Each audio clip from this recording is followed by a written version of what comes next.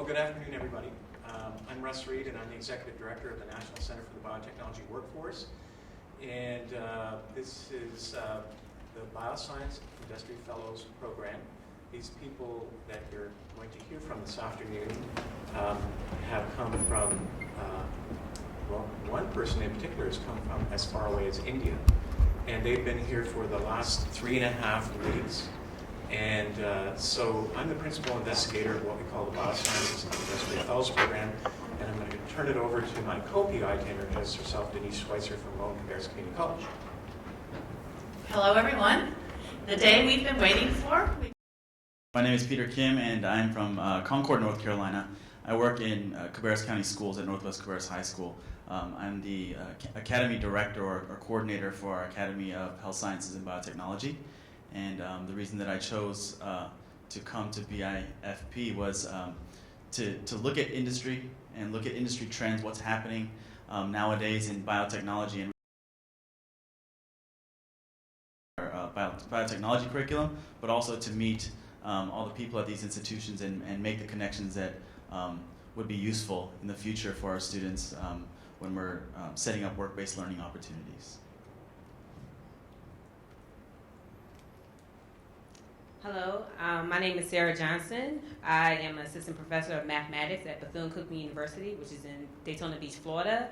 I decided to attend this BIFP to collaborate more with my colleagues, especially in the biology department. We talk about building a program for students, specifically in the biotechnology or bioinformatics. So me becoming more knowledgeable will play a major impact on what I will implement within my own math classrooms. Hello, my name is Denise Grant, and I teach in the biotechnology department at Alamance Community College in Graham, North Carolina. I came to this program because I'm very new to biotechnology. I've only been full-time in biotech for the past year, so I wanted to understand more about the industry, where it is, where it's going, and how I should best prepare my students to be a part of it. Hello, my name is Maha Jibara Lamb, and I came from San Diego. I teach biostatistics in the biotech program at Miracosta College. And I came on this fellowship because I wanted to learn more about the biomanufacturing and biotech industry as we are starting a biomanufacturing degree at Miracosta College. I am also going to be doing some career advising, and I'd like to learn more about the careers and jobs in biotech. Thank you. Hello, namaskar. I'm Anuradha David from India. I am working as an associate professor of zoology in Kettle Science College, Dharwad, in Karnataka. And I'm here in the BIFP program as an observer. We have the disciplines of industrial microbiology and biotechnology as a part of our optional subjects in the undergraduate program, but we are still to introduce bioscience as a discipline for our undergraduate students, and I'm here to observe to see. Collaborations are a great takeaway because we can do a lot more as a group than individually.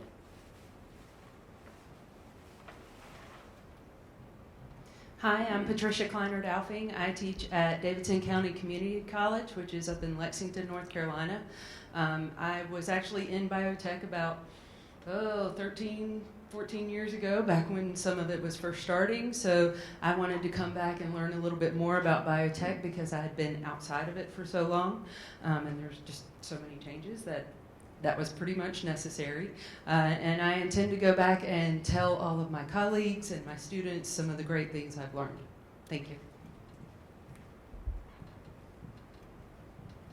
Hi, my name is Alphonse Mendy, and I'm from Kansas City, Kansas Community College. We recently got a grant from the NSF to kind of build up our biomanufacturing program. So as a result of that grant, I decided to come to this program, to the BIFP program, to learn much about biomanufacturing. So the visits that we made to all the different organizations have greatly helped us, or greatly helped me to take back this information back to KCK and help build this program. How about a round of applause for our fellows? So I just want to thank the National Science Foundation Advanced Technological Education Division of the NSF, and particularly our program director, who is Dr. Celeste Carter, for giving us the opportunity to have this program and also to be able to run the BIFP this year. And also happy to announce that in conversations with Dr. Carter, that we will be able to run this program again next year. So big round of applause for you. So when we were designing this program over 3 years ago, one of the main themes of the program that we wanted to make sure happened was, it was an observation that we made that we noticed that a lot of instructors, whether they be at a high school level, the university level, or the community college level, really could use sort of a prolonged period of time interacting with industry. And we've also made a couple of observations that sometimes it's really not easy to meet people in industry, but yet at the same time, people in industry really want to meet you, and they're very dependent upon you because the people that you teach or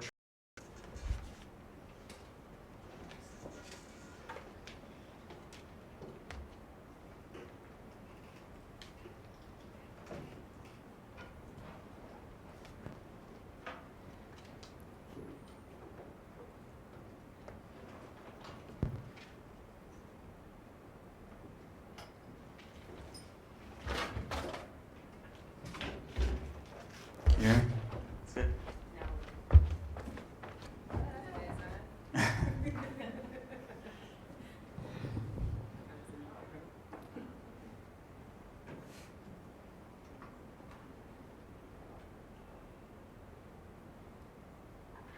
that kind of day.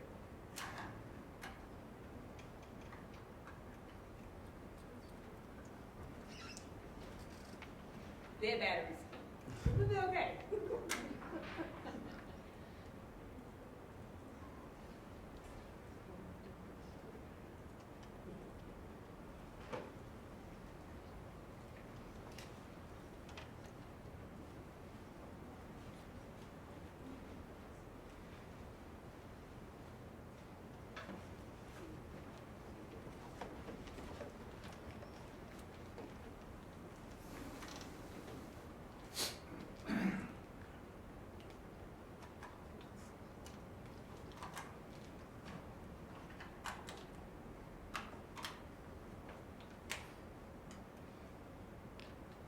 We're looking forward to one of you inventing your battery. Hello.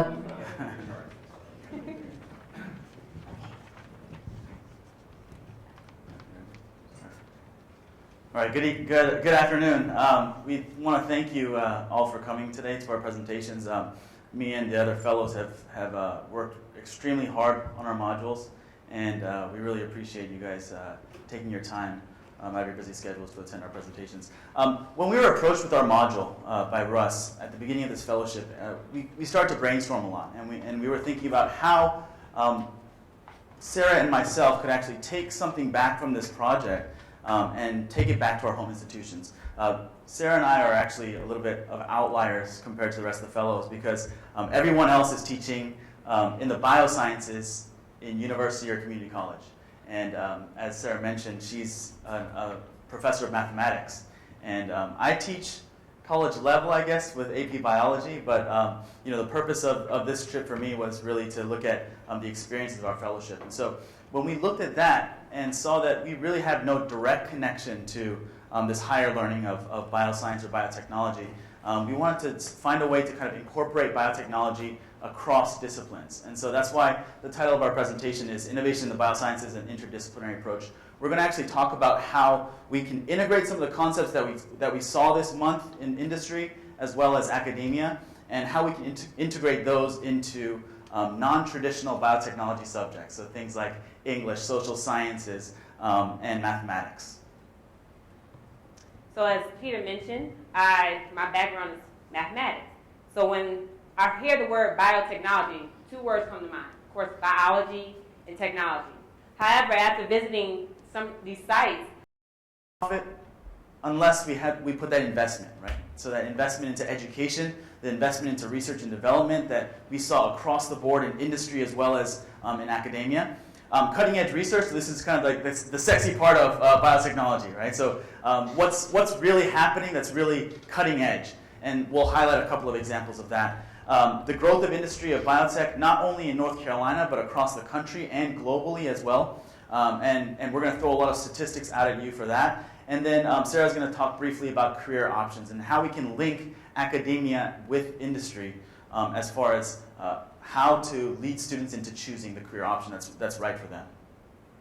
So again, we're talking about profitable industry in the words of the OJs, money, money, money, money. So we're thinking about that. And in light of bioscience industry doing very well economically, there's no wonder that North Carolina bioscience industry is doing even better with a revenue of $73 billion per year. Now, who in here has had issues with their joints? This pain. I think it's about the rain. My body can feel that, right? The total cost of healthcare when it comes to musculoskeletal disease, its direct cost is $796 billion. In fact, when I go home, I will be going to the doctor for some issues I have myself. Blood tests on a chip represents over 1 trillion market opportunity per year. And as you can see, there's a picture of what they're talking about. And that's just, to find ways to have blood testing more efficient, quicker, so we don't have to wait so long. And you can actually, they talk about, you can actually put that in your pocket, like the chip itself. So that's one thing. Biogen revenue is $10.8 billion. That's what it was stated. Novozymes, which deals with household care. When it comes to Novozymes, it has an estimated 48% share of the global enzyme market, which makes them the largest producers of industrial enzymes, with $3.8 billion per year, and as well as who has a pet? Who calls them by like their child, right? So health for the animal is just as needed as a human being. So global animal health sales is $22.9 billion. That's all y'all right there with those animals. And the pharmaceutical products for that Microscope, and they have 3 or 4 of those microscopes. Is that correct? Oh, one of those microscopes, but several other electron microscopes there. Bright at NC Central University put $17.8 million into their facility, and a lot of that was through a grant that was given to them. And their equipment cost, obviously, is a high price tag as well. Piedmont Pharmaceuticals, which was the animal health company that we visited with Michael Kelly. And we saw this wherever we went, is that any company that's involved in research and design are putting a large amount of money into development, into research and development. The number coming out of Piedmont Pharmaceuticals is over $12 million a year, which is a huge number. VTV Therapeutics and Dr. Bob Andrews, he spoke with us and talking about the high cost of drug development. And Dr. Reifus as well talked to us about that, and how the cost of just taking one drug to market, taking one drug through clinical trials can cost upwards of $1 billion per drug. And so if you think about these numbers and you're from outside of biotechnology or outside of biosciences and have no idea of what this industry is bringing, you're completely blown away by these numbers, right? That it takes $1 billion for just one drug to make it to market. So when we go on to the research side, and we're going to stay with JSNN for a little bit longer, but a couple of highlights from our trip. And at JSNN, we saw a couple of cool things that were going on. First one is functional nanomaterials, and this is a picture of carbon laminate that's used in military applications. And so they're using nanotechnology to develop these materials that not only have a simple consumer application, but also application in the military. These were used to hold up those helicopters through a wire, right? Through a small little carbon laminate material like this. Sustainable functional hydroponics, which I think was Dr. Herr's passion in working with hydroponics, and how you can take a modified gene or an organism that has a a gene inserted into it and turn it into a textile or a textile material that can actually have specific properties. Some of that stuff is pretty amazing. And then this is actually my favorite example when we visited the MRI suite and talking about how the effect of music and what it has on, the effect that it has on the brain. And so when you think about what would be the significance of that, and I think the explanation was that when you look at were mind-blowing to us, that somebody that's not in the biotech industry or is not keeping up with these things would have no idea that these are occurring. And Dr. Opara, obviously, his work with creating a bioartificial pancreas in order to treat diabetes was a good way to end the day in our lectures that day. Last couple of, these are actually products that I wanted to highlight. VTV Therapeutics with Dr. Bob Andrews. He had spoken about this drug, aziliragon. Everybody, has most people heard of this drug? No? It's still going through clinical trials, but he showed us the research of aziliragon and how it's being used to treat early stage Alzheimer's. And so he showed us the brain slices from a mouse that was treated with aziliragon, where you have these amyloid clusters that had built up. And then you have a mouse that had the same condition, but treated with aziliragon, and the clusters are completely gone. And so these are mind-blowing things for a disease that affects over 5 million people in the United States alone. These are cutting-edge research, right? Cutting-edge research. And then Piedmont Pharmaceuticals, Michael Kelly was highlighting a couple of their products. Results was their human head lice product that's being marketed globally, making a lot of money as well. And then Resultix was the drug or the tick spray that is about to come to market. I believe he said it was early next year or late next year. And we saw a video of this tick that was alive and crawling on a human being. And once you spray it with this tick spray, it's dead within 30 seconds, just like that. And so imagine the applications of that and how far medicine, not only medicine to treat humans, but also medicine to treat household pets have come. When you look at the growth of the industry in North Carolina, there's over 600 life science companies, and most of them, as you can see, focus on research and development. All these statistics are from ncbiotech.org, and we were actually given these numbers through the NC Biotech Center. 30.9% job growth, and this number is 4 times the national average from 2000 to 2012.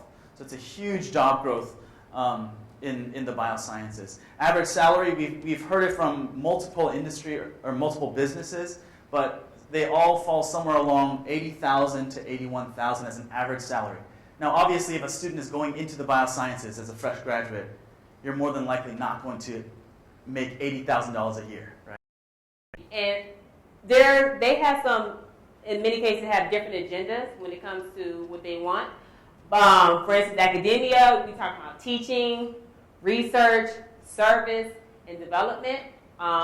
And when we visited a lot of those institutions, they talk about that. Industry, of course, talk about profit and R&D. That they're big on that. However, even with these two having 2 different agendas, there are some commonalities in there. And with that, that's dealing with commercialization of new and useful technologies. They do come together. When visiting these sites, you hear a lot about collaborations with different industries, right? So I think when I go back to school and talk to my students, I'm going to talk about the different opportunities they can get, even being with academia as well as working with the industry. You don't have to just put yourself in a box. And I think this opportunity that we had here was a wonderful opportunity to show them and show myself. Because, sometimes your career changes. Hence, anybody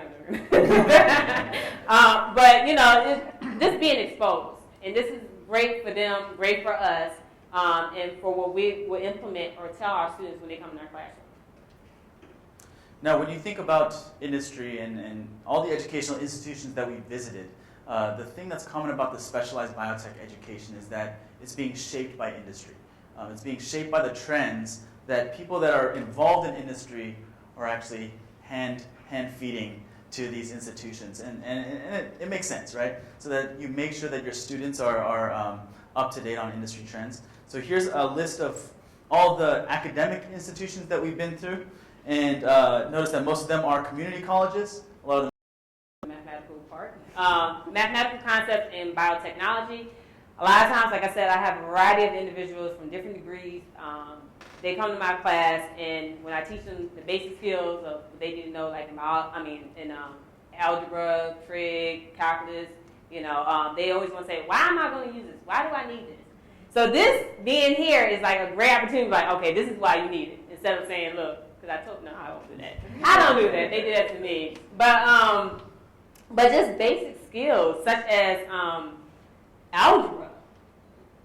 That's a struggle, But just having those basic algebra skills is needed. And we saw that a lot in when we went and did our labs, as well as exponential and linear graphs. I tell my students, regardless of whatever career you go, you will always see a graph. And you need to know how to read it. So, and just giving them examples within my classroom and having some type of word problems that include that so they can know what it stands for. They have to create one themselves. Conversion, scale up, there's a lot of dealing with knowing the units and also how to do proportions.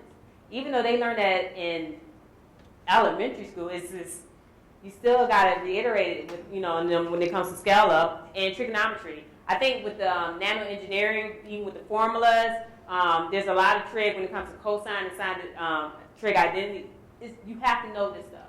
And so the world is social science related to biotech, right? And where do we find it? We find it everywhere. We really do. When you look at industries that are serving a particular population, so for example, Novozymes, they have to harvest soil, right, from different areas. And a lot of maps are shown to us. Dr. Herr showed us some maps at JSNN about different areas of the United States. And when we look at these conditions, we look at geography, we look at demographics. If an industry can know the population, right, and they know that the trends and the relationship between the members of that population in society, they're better able to serve that population. And I said, no, I ain't going to say it because I said so. But I tell them it's very important that their comprehension skills and interpretation. You need that, especially in this field. If you're trying to sell a product, you can't just say, well, this is what works. So, no, I need to understand what's going on. And so, so when they do labs and do lab reports, having that basic technical writing skill, when we went to the Wright Institute, they kept talking about they work on students continuously when they're writing skills. Because it's needed, And one thing, for job interviews, that's one thing, your writing skills. Especially just sending out an email. Don't send out a bad email. That's a bad one right there. So this basic technical writing, academic writing reports, when we're doing articles, having that, knowing how a research paper is written, the method section, the discussion section, all of that, you need to know that. Grants, Peter talked about that earlier, about just writing grants. Clearly, a lot of these schools are, they're funded by grants. So knowing how to just write a basic grant just to get that funding. Whatever research you're trying to do, maybe it's a special research that nobody else knows how to know about. That's the part about being an innovator, right? It's an epidemic simulation, so you choose either a virus, a bacteria, or some sort of parasite that you introduce into the population. And it can actually track, based on its symptoms and its method of transmission, how many people in the world, or the population, that it kills or infects. Okay? And so it gives you those numbers, so you take it in real time, and then you can use the population statistics in order to look at an analysis and use that to analyze your disease or your parasite or whatever you choose to use. Not only that, but you can also track the effectiveness of a treatment to that, right? And so what if it doesn't have a resistance to antibiotics? How does the population count how many people are using the restroom and find a percentage of those people, boys and girls, that are washing their hands?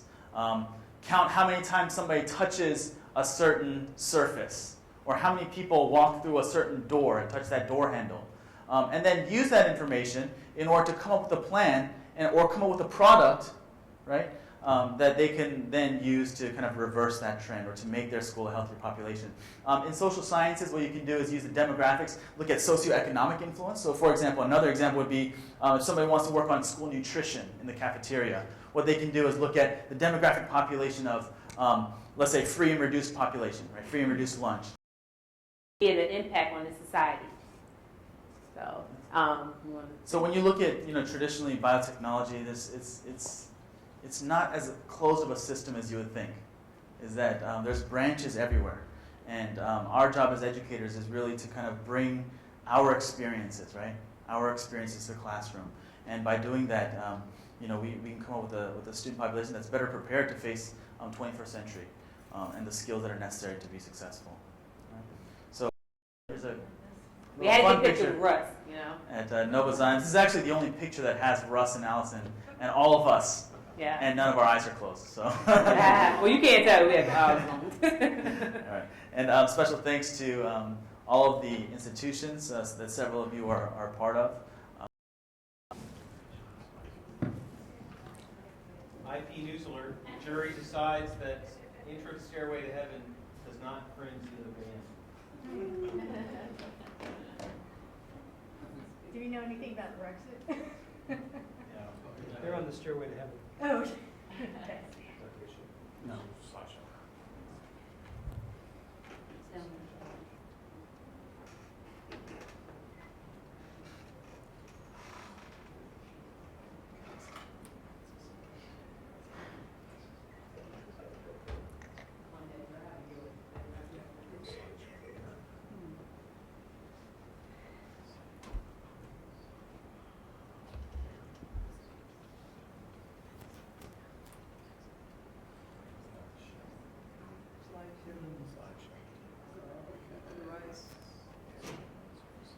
From the beginning all the way to the left.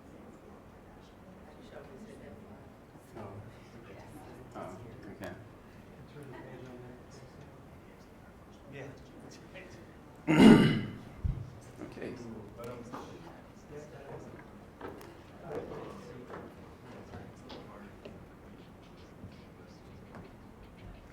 Hi, my name is Alphonse Mendy from Kansas City, Kansas Community College. I'm Patricia Kleiner-Dalfing from Jefferson County Community College. We're going to be discussing the cell, different parts of the cell that are being used within biotechnology, as well as using different measurements within biotechnology to do a lot of the research that is actually done. So, the kind of first thing we talk about is, what is a cell? Why do we need to know about it? A cell is the basic structure of life. It could be that you have many cells in you. It could be that you're an organism that is made up of one cell. But it is the basic structure of life. And when we are learning about a lot of the biotechnology, we're learning about medicine, things like that, we're actually looking at what's going on within the cell. The other thing is, what exactly is biotechnology?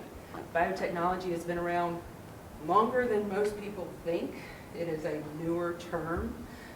It is basically something that we have used to produce foodstuffs for a very, very long time, including some of the favorite things of some people, which happens to be things like beer or wine or bread.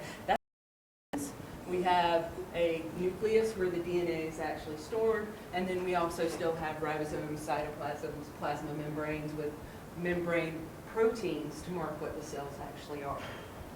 So, one of the first things we actually did when we got to our program was PCR and gel electrophoresis. And that one I felt good about because I knew that one. Okay? DNA is our molecule that codes for everything within our cells, within our body going on. We were able to isolate our DNA and then be able to put it into the PCR machine, which is polymerase chain reaction. It basically makes copies of the DNA. And that's one of the great things about it. So we had to isolate our DNA, we made copies of our DNA, and then we were able to look at what we actually got as a product with our DNA. And gel electrophoresis is the way that we do that.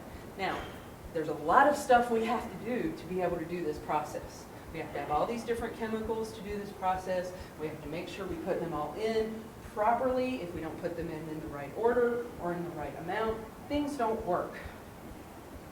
So that's one of the biggest concerns that we as scientists actually have.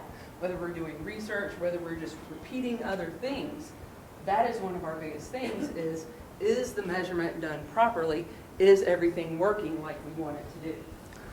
So with PCR, we have to do like a lot of measurements. So we measure the quality of DNA, the quantity of DNA, and then we measure volumes into a small test tube and then put it into a machine. The machine is then programmed to kind of amplify the DNA over a period of time. And the art of doing all of that precisely and accurately is known as metrology. So metrology is the scientific study of measurements. It is what makes it possible for us to measure things accurately using weights or volumes. And it is one of the most ancient sciences in the world. If you look at the book of Genesis in the Old Testament, it is mentioned that when Noah was building the ark, he used cubits, which is the length of the forearm, to measure his planks and to build the ark. And also, if you look at the pyramids and the things in ancient Egypt, the Egyptians were able to build in commas.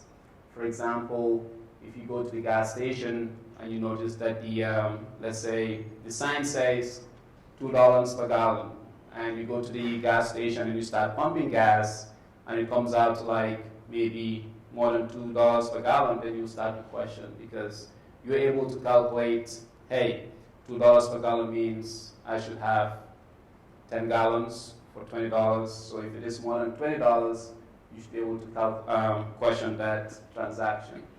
Also in the field of construction, it is because of metrology that engineers and architects and contractors are able to interpret designs to come up with works of art like the Hoover Dam. So the question is, in the field of biomanufacturing, how do we take advantage of this science? How do we use metrology in our field? And in the field of biomanufacturing and biotechnology, we use metrology for safety. We use metrology for GFP production. We use metrology for environmental monitoring, for chromatography, for regulations and solution prep, as well as equipment maintenance and troubleshooting. So if you have problem with an equipment, you should be able to figure out what is going on based on your understanding of measurements and how the equipment works. So in solution prep and media preparation, in this case, it involves the weighing of solids, measuring of liquids like penicillin, cough serum, and media. In the technician or the person preparing the oral dose use the right units and measures the right amount in order to provide a safe medication for the patient.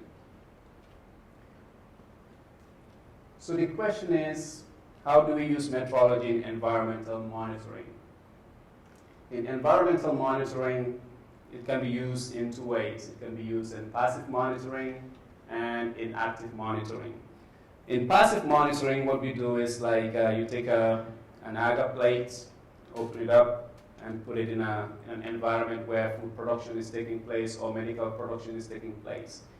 And during that production process, the plate is sampling the air until once the production is over, the plate is covered and then incubated for 14 days to kind of determine if that production facility is clean or the area has been contaminated. Whereas in active monitoring, we used a particulate air monitoring system where air is forced. So the question is, how do they go about making sure the air is clean? They're able to do this because they use active monitoring, passive monitoring, and surface monitoring, just as mentioned earlier, in the previous slide. So all of these methods of monitoring, plus the testing of raw materials, all kind of ensure safety of the products being produced in a certain facility. So, so metrology is very important when it comes to regulation and ensuring that we produce safe products for consumers. And the question is, how do we use it in chromatography, or how do we use it in the lab? A good example is we use metrology in the separation of solids, separation of liquids, based on physical and chemical attributes. So knowing the melting points and some of the physical characteristics of a substance will make it easier to measure or separate the particles. So accurate sample preparation is basis for good results. So if you prepare your samples accurately and precisely, you should be able to get good results. So for example, you should be able to use a syringe and measure the amount of samples. So for example, in this syringe, if you kind of like depress the plunger, or if you sort of like pull the plunger out too hard, it may come off. So just knowing how much and when, or how much pressure to apply is very important. Also, when you do when we do the analysis, one of the things that we played with was temperature and pressure and hold time. So just being able to troubleshoot an experiment when things don't go right is very important in the lab, and that is a result of having a good understanding of measurements of temperature, time, and pressure. So we set up under the metrology allows the scientist to decide when to harvest, because he or she is able to look at the sodium levels, the potassium levels, the lactose levels, glucose levels, ammonium, and glutamine levels. So he or she is able to do that by using this equipment to measure these metabolites. And the level of metabolites will tell the scientist or the individual working on the GFP production when to do the harvest.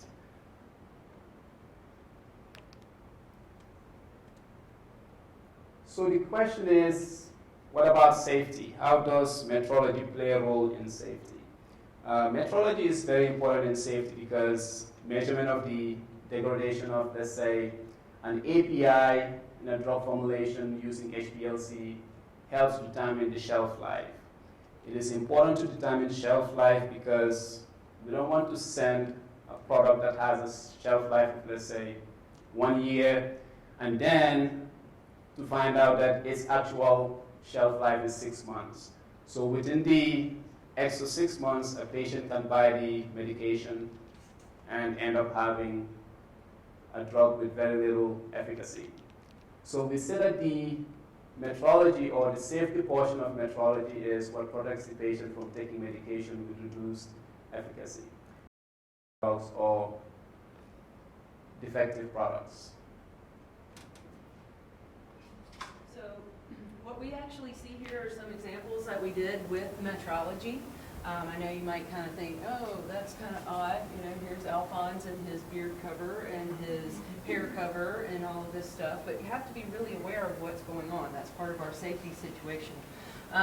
We also had the ability or the opportunity to measure out different components for using for cell culture, or looking, as Alphonse brought up, the environmental monitoring, measuring out very specific things. We have to be really specific in doing all of our experiments. If we aren't specific in doing an experiment, we have an issue because it can't be repeatable. So even though I'm going to talk about some of these different research components that are going on, it is really important that all of this metrology is in place, because if I do an experiment in Winston-Salem and Alphonse does the same experiment in Kansas City, it really has to be identical. Otherwise, we can't prove anything. So that's what a lot of the metrology is about, is making sure that we're all doing exactly the same thing when we're doing it. So the first one I want to talk about is the 3D printing, which you've kind of already heard a little bit about. It has cytoskeletal type components. They're not exactly cytoskeleton, but the cytoskeleton is there to hold the structure of the cells and to support things. So one of the things that they are actually able to do with this 3D printing, they make these scaffolds out of this hydrogel material often, or out of cells that they have encapsulated. They're going to then actually take the bioprinter, which you see here, and take cells from these cartridges through these tubes, printing it on their scaffold down here.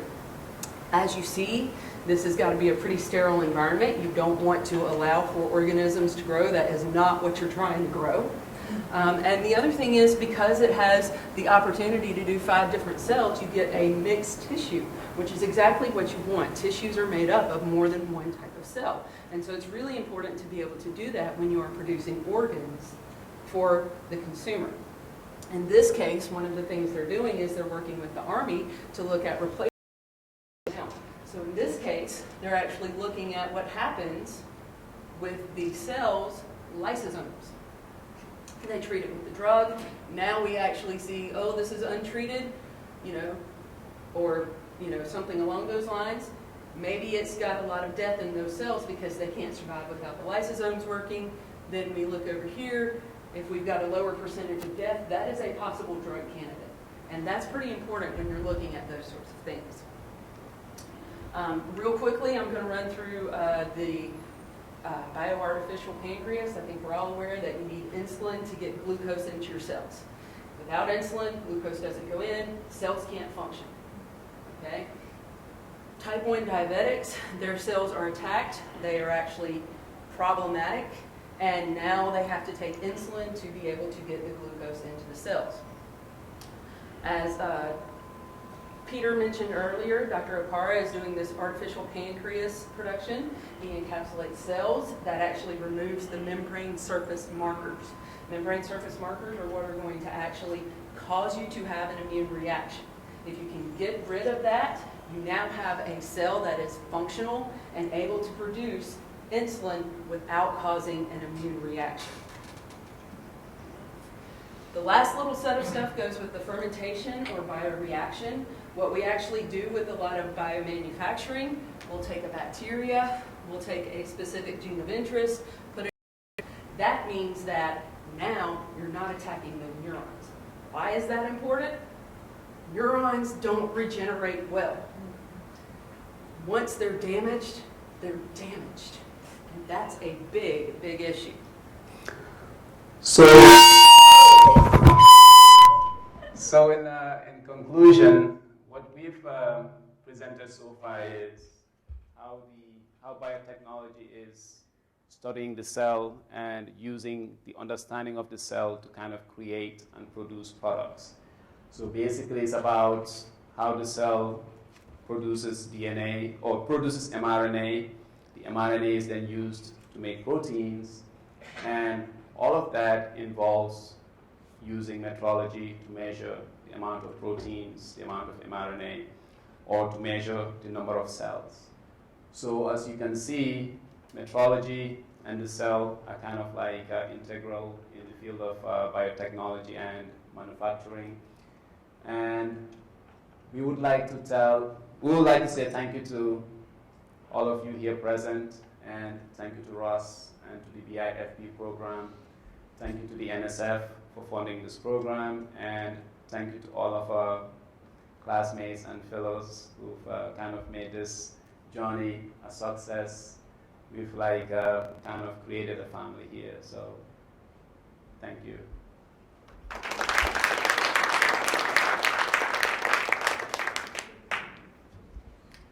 Any questions?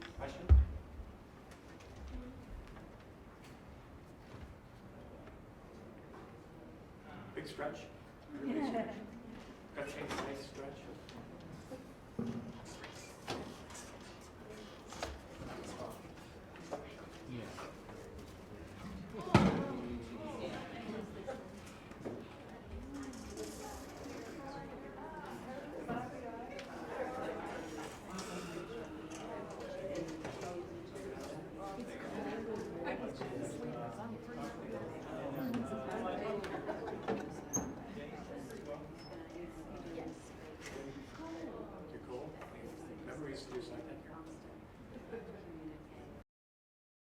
Do we have controls on these things? No, but there must be something I need to do about that. Turn it on. It's on the top, Russ.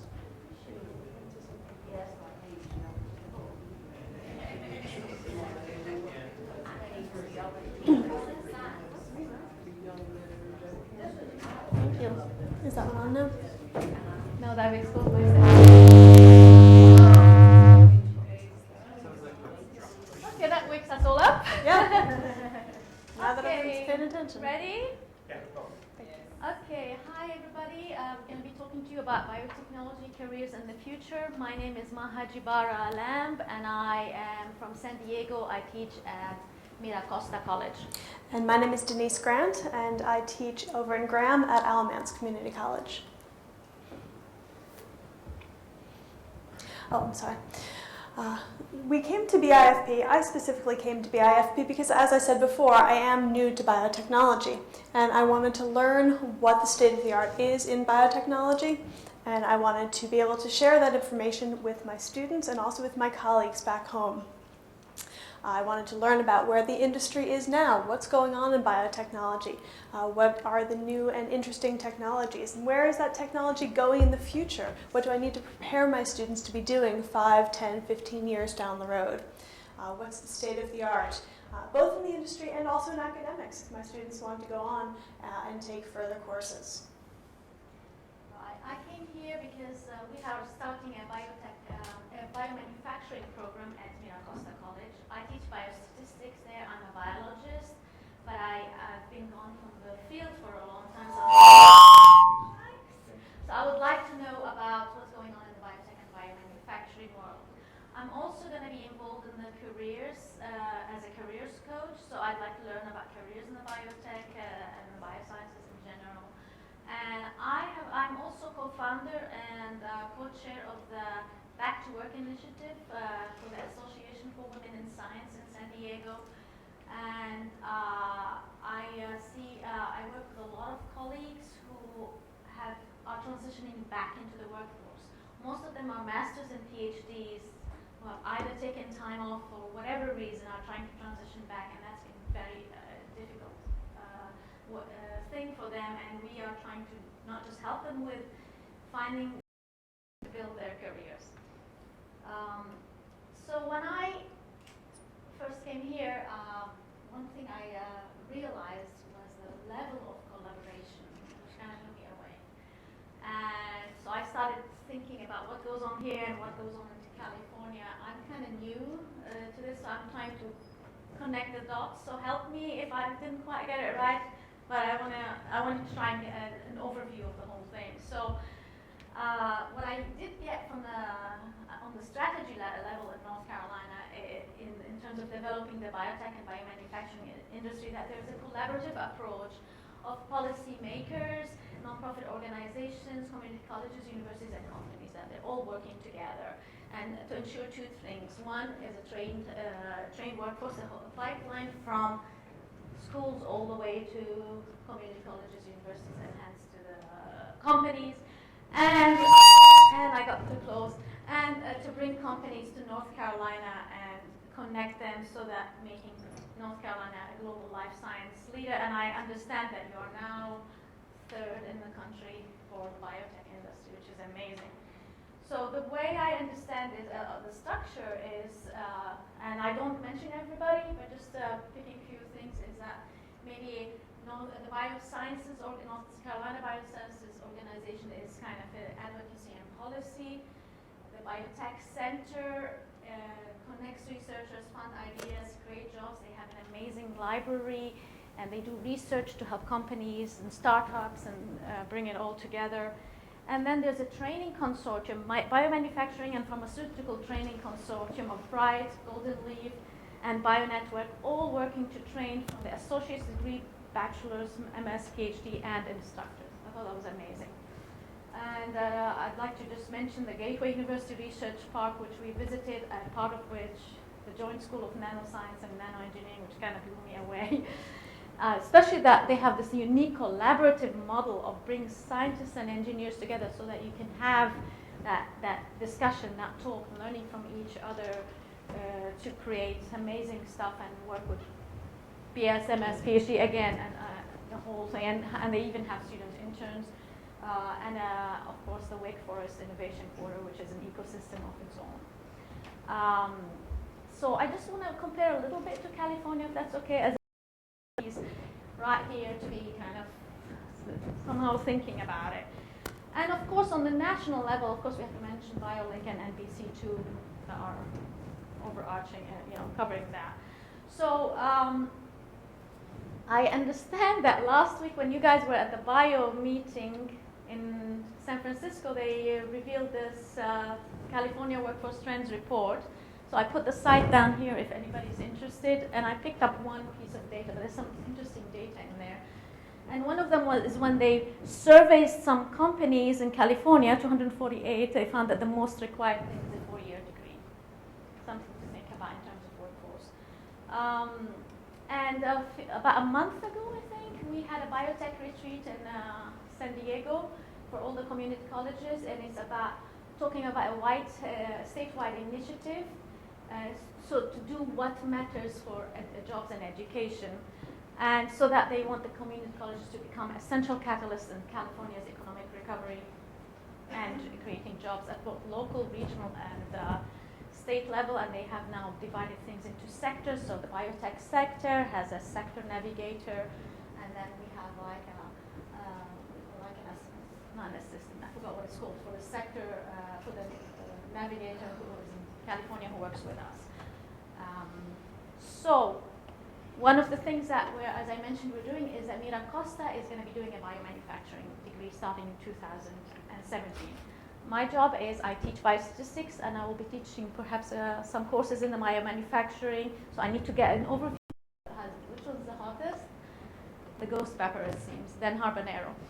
But anyway, what's the purpose of that? Well, we can learn a lot of things from this. As I said, this is a good example, but also we can discuss R squared as a number we can use to see how predictive is, how can we predict Y knowing X. We can look at a huge discussion on accuracy and precision of quality control. How can we infuse quality control while we're doing the standard curve, and also when we were trying to quantify, there's a lot of places to discuss where errors and inaccuracy can occur, and lack of precision, of course, which is repeated confidence interval. So here, a 95 confidence interval of the mean weight, for example, plus or minus the margin of error. Number 3, which I love that one. This is when we were at the Joint School of Nanoscience and Nanoengineering, and Dr. Herr was talking about hydroponics, but this thing struck me. So these two graphs, these are not graphs, well, kind of graphs, images if you like, are, oops, I did it again. This shows you the initial mortality rate with Ebola.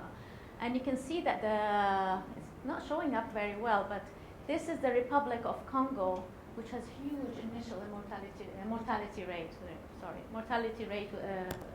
with Ebola. And then you can see on this here that Congo again has the lowest level of selenium. So they have very low level of selenium. Apparently, they're seeing similar correlation with AIDS. So a lot of things to discuss, ways to display data, and here we have the correlation, but then we can discuss what the correlation is. It can be causation. And so reading the literature, looking at what the evidence is would be a good way. But this is astounding. And from that, for me, my imagination and what I've learned, I love the idea of about the application of such things, of the hydroponics into the future, really, which would be about vertical farms, and thinking about how we can also combat nutrient deficiencies as our soils are depleted, and how we can feed the world. So that piece. And number 4, this is my last piece for biostatistics, is of course we learned about the whole clinical trial process. I kind of expanded my knowledge about that. I do teach about clinical trial process. and learning more about when you file I did it again. When you file an IND, when you file an NDA, and of course about intellectual property. If I get it, this is right. It's about here you file for intellectual property, right? Yeah, that's a good start. Something around there once you have an idea where you're going. Okay, so, and to add to that, of course, everything School of Medicine was mind-blowing. So just to do a little application here, I really love the bit about small organoids on a dish and about the body on a dish and the idea that we can start using those for clinical trials, because I think it'll speed up the process. It's less humans at the beginning, and so we can test drugs and therapies that might work on humans. So that was, for me, it was amazing. And now, over to you. So I teach biotechnology at Alamance Community College, and in our biotechnology program, our students take a wide variety of courses. They take their general education requirements, they take their general chemistry classes, including analytical chemistry, and I was so excited to get to do a little bit of analytical chemistry over at RCCC. That was great. They take general biology and upper level biology, CMS, and that's using an interactive e-learning tool. So BioNetwork puts out these really great interactive online classes that students can take. And they start off, they type in their names, and then they do these interactive programs where they need to manipulate things on the screen, they need to answer questions, they need to get it right. If they don't get it right, they have to go back and do it again until they get it right. It explains things very, very clearly. It explains some simple things like pipetting. So pipetting is always a really big deal for my students in Introduction to Biotechnology. You'd think it would be so easy to pipette correctly. They're simple little devices, but it's amazing how often students misuse pipettes and pipette wildly inaccurately. So watching and participating in a video like that before coming to our first lab, where we actually measure our accuracy and precision of pipetting, would be a great pre-lab assignment. And because they type in their name at the beginning, once they're done with those little mini classes, they get a certificate of completion that they can hand in to me that is, say, here, I did my homework. Bioprocess lab. We have a great bioprocess facility at ACC, and one of the things we have are some HPLCs. And our students are fantastic at the mechanics of running the HPLC. They really get where the tubes go and how the computer program works, but what they don't always get is the theory behind what they're doing, because you can't see inside of those really, really narrow chromatography columns. So the wonderful thing about this interactive e-learning tool for HPLC is that it really shows you what's going on at the molecular level. And then you can see how different molecules travel at different rates through that chromatography column in just the same way that our intro students can actually see different color molecules from Kool-Aid traveling through a cellulose column at different rates. So that's great to really make that microscopic macroscopic. My micro students do growth curves, and there's a great fermentation and growth curve e-learning tool there. So I'm really looking forward to adding all of these tools from BioNetwork to some of my classes, just to streamline the process and have my students really get into the lab, ready to hit the ground running, understanding what they're going to be doing that day, and excited about doing it. So that's one of the first things I brought back. Another thing I brought back, my academic history is actually not in biotechnology. It's not even in microbiology or molecular biology. My academic history is in ecology and evolutionary biologist. I'm actually a field ecologist in disguise. So what I really was excited about at Novozyme is when they were talking about the way they are using and improving agriculture using microbes. Using microbes sometimes as fertilizer, sometimes as pesticides, sometimes as nutrient sources. And they were doing a lot of upstream discovery on this, analyzing soil samples, getting new strains of microbes, developing assays to test them, see what they do, and then commercializing that. So I thought that this would be great for my General Biology 2 classes, where they study community ecology, for my microbiology class, of course, where they study microbes, and even for our capstone course for students who do their own individual research projects. At the general biology 2 or microbiology level, we could do just a simple experiment. Teaching experimental design is another thing that I always try to incorporate. So we could have it's not some futuristic thing. It's something that happens all around us. For instance, at the Joint School of Nanoscience and Engineering, Nanoengineering rather, Dr. Herr was talking about the air purification properties of the titanium dioxide in the ceiling tiles. Now, don't we all wish we had that in this room today? Thank goodness for habituation. We've probably all gotten used to the smell. All right, what else? We can also use hydroponics. Hydroponics is a great way, some other people have talked about this, great way to increase crop yield while reducing space, reducing water, and eliminating the need for rich soils, which is another thing we don't have a whole lot of around here. Nanofiberglass that can stop a bullet, growing plants in the presence of brighteners and having them incorporate that into the plants so that the plants grow bigger and you don't have to use brighteners on them later. All of these things are nanotechnology that we are doing on a regular basis, that we can do very, very easily. So I want my students to understand that nanotechnology isn't some futuristic thing. It's what we're doing today. However, there are some amazing and kind of futuristic things going on with nanotechnology that I'd also like to introduce to my students.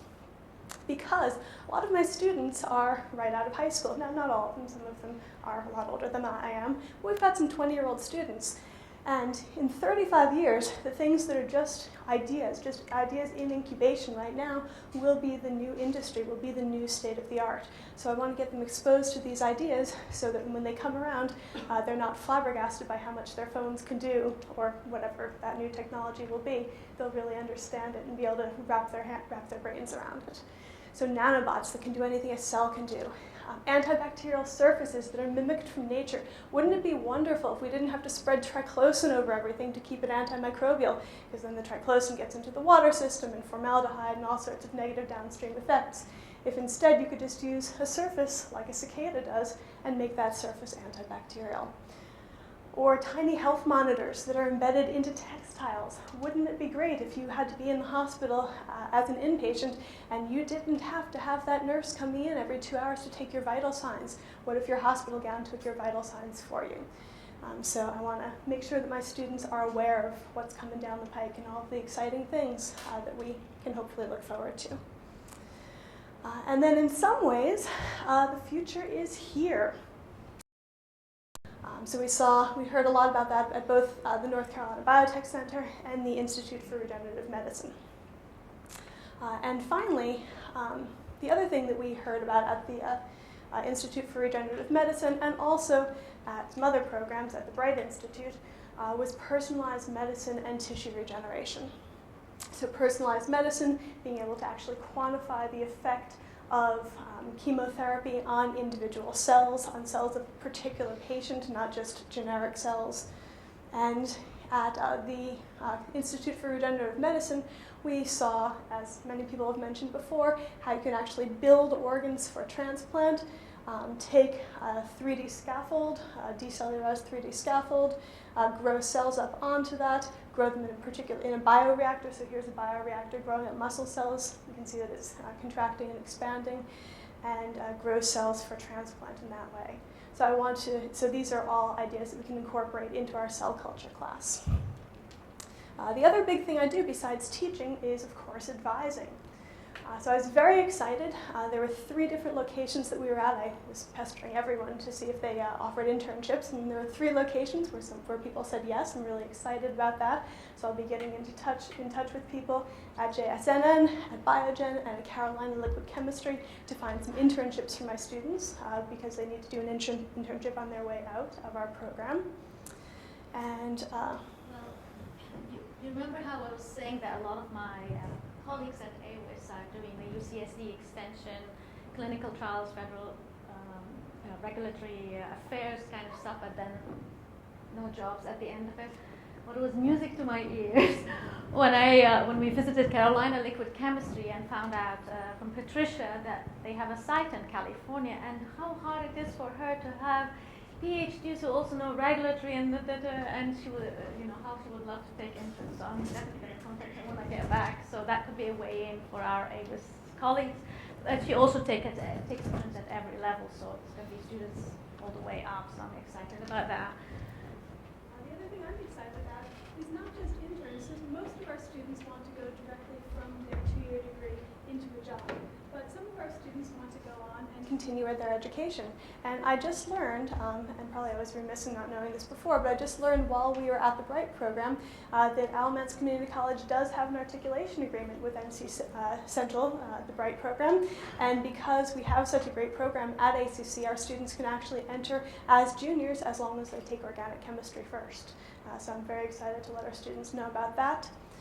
And the other thing that we got out of this program really every day was networking with our colleagues, with all of you, and finding new ways to connect our graduates with careers. So careers, we learned a lot. We expanded our knowledge of what possible potential jobs there are. Right. One of the things we learned is that there are regional differences in job demands. And that the biotech and biomanufacturing industry, there are so many different disciplines within that, and skill levels are required. So from the chemists, the biologists, statisticians, engineers, all the way to the lawyers, and we found this wonderful needs to be done with that in the future. And with that, we'd like to thank you all for listening to us, and thank you all for such a wonderful opportunity to work with you. and for opening the doors to us, whole industry and universities and community colleges, everybody, just showing us what there is. This is really a unique opportunity.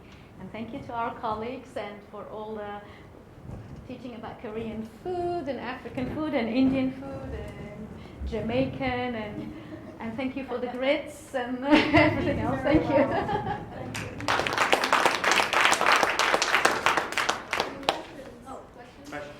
Have you thought about how you're going to answer your student? You guys concentrated a lot on genetic engineering and that sort of thing.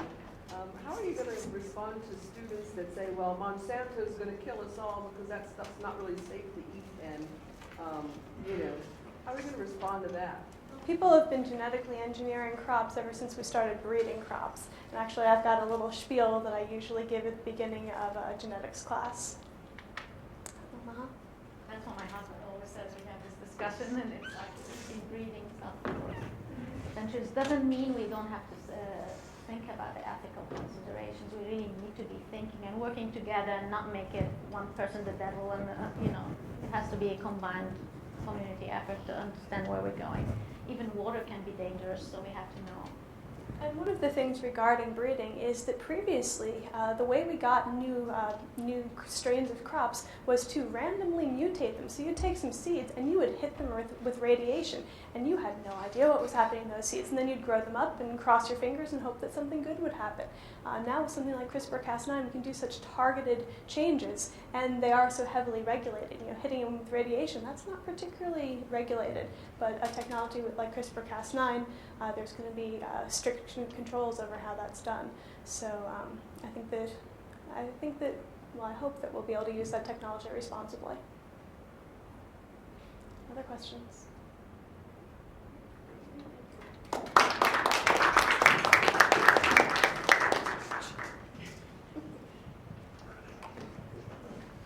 Okay, well, that was great. Interesting news for John and Sean. We just had an email from San Diego, and a telecast is coming in perfectly. And Steve Doms, who's the chair of our advisory council in our DOL grant, is watching this, and he wanted to congratulate the presenters up until this point in time. So we have Carolina and Tandika now, and I'm very excited. And also, I just want to, as we go on today, we will be making a presentation to the fellows at the end, and the mentors that are here today will actually be standing in line and congratulating you, and we'd like to get a group photo as well.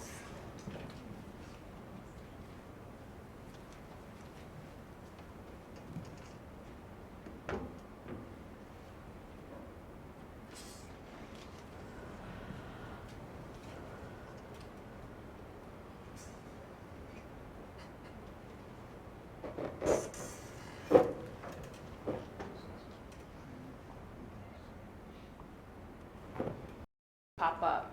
When I point to, for example, the group to my right, you all can read this question out loud. So, let's practice. Very good. And I'm so glad that you asked. Today, we are going to be using instructional design to contextualize advancements in biotechnology through collaboration, focusing on anatomy and physiology classes. We will begin with a description of one form of adult learning strategy. There are several adult learning strategies, but I use the one called hutagogy, described by Kenyon and Hayes. And after describing it to Caroline, she likes it too. So hutagogy is a form of a learning strategy that stresses interdependent learning. That is, learning between the professor and the student, as well as the student and their peers.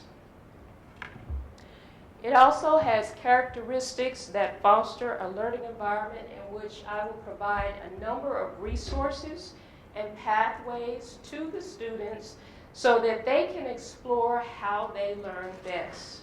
This learning environment is designed to encourage learners to use experiences, both experiences of themselves as well as experiences of others, to internally process content information. Techniques that I use to foster this include interactive activities, critical inquiry modeling, pre-class assignments, e-learning technologies, metacognitive principles, and community building. Now, I want you all to close your eyes for just a moment. Now open your eyes. Do we have your attention now? This is a hook. This is an image hook.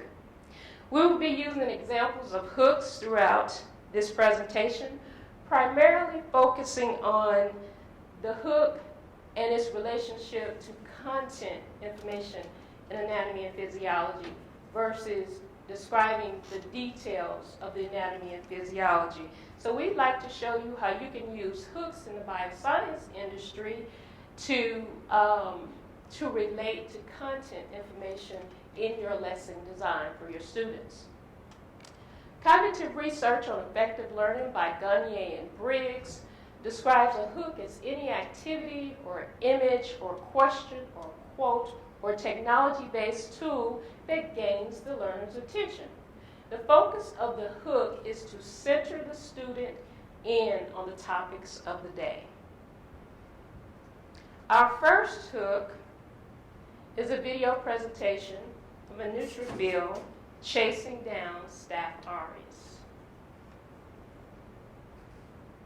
So I would have this video showing as the students enter the classroom, and I would pose the question. Great resources for all of our students, sparing them from this. And there are many biologists in the room, and one of the key tenets of biology and life in general is evolution. So I like to pay attention to the potential for evolution of learning resources. And one of our sites allowed us a glimpse into some really futuristic learning tools through Microsoft HoloLens. At the Center for Design Innovation, which is a collaboration between Winston-Salem State University, UNC School of the Arts, and Forsyth Tech, with funding from the National Science, Winston-Salem, and DataMax Foundations. We, Executive Director Pamela Jennings, let us pass around 2 Microsoft HoloLens headsets that they were awarded through being finalists in the Microsoft HoloLens Academic Research Program. I wanted to research further applications of these, like educational applications, specifically pertaining to anatomy class. And so I found one video snippet that can show you just a little bit of what these devices can do.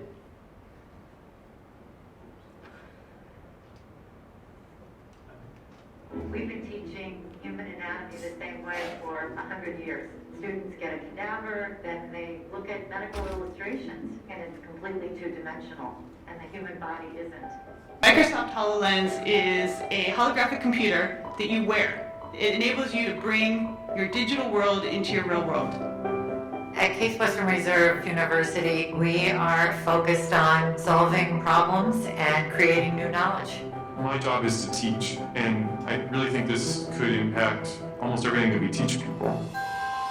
With HoloLens, you can see the muscles on top of the skeleton all at the same time. You can bring them in and out and exactly understand where things sit. You can take any anatomical part and show any of it. You can move it around, you can make it kind of translucent so you can see through the outside, and that really helped me understand like how cardiac anatomy worked. I actually had a moment where I found the aortic valve, and it was the first time that I'd actually seen the aortic valve in relation to all the other anatomical structures. You know, it was a way of seeing it that you couldn't do with an actual heart. These devices will likely be cost prohibitive for large-scale educating purposes for quite some time, but I'm glad that we got to see them and that I got to look further into the possibilities. Our guest speaker that we had last week, Dr. Michael Battaglia, he's here, no pressure. He's an expert in academic technology commercialization and co-founder of Wide-Eyed 3D printing solutions. Wide-Eyed partners with a medical simulation startup out of Wake Forest called Human Analog Applications. And so this next image is going to be medically graphic. HAA trained partners they practice lodge, which is the French word for injury simulation. And these tools can be used for civilian medical training and tactical training through the Homeland Department. With the glomerulus of every one of those million nephrons. And my hope is that students will grasp this concept sooner on in the lecturing process, but well before we get to the test. At another site affiliated with Wake Forest School of Medicine, I gained great perspective on how much the medical field has changed. Instruments, I don't know if I said ancient, but collected by a local doctor, John Monroe. He collects bleeding. This cutout part would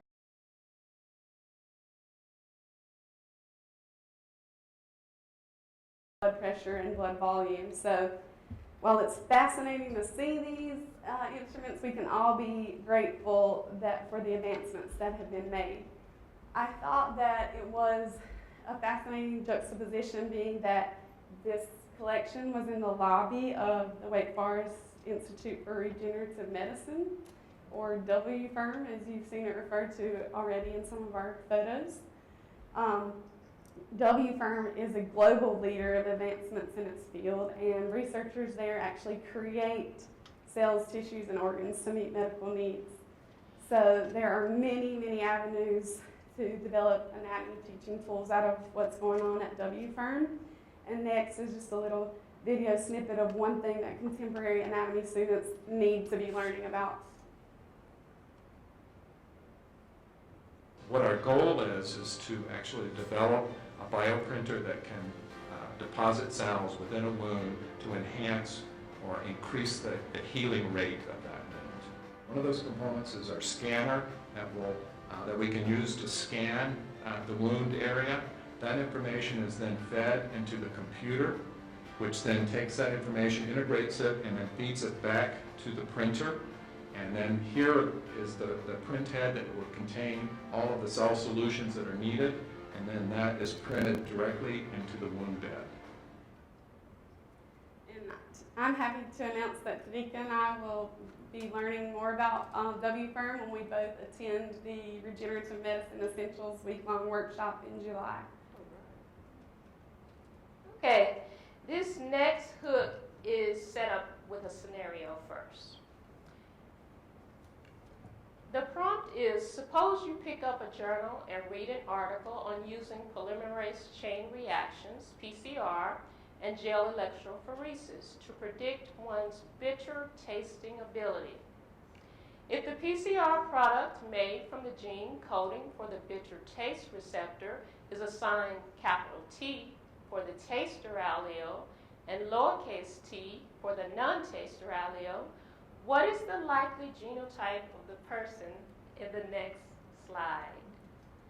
So this can be used during a hereditary lecture or a lab on inheritance. Thank you so much to my fellow for volunteering.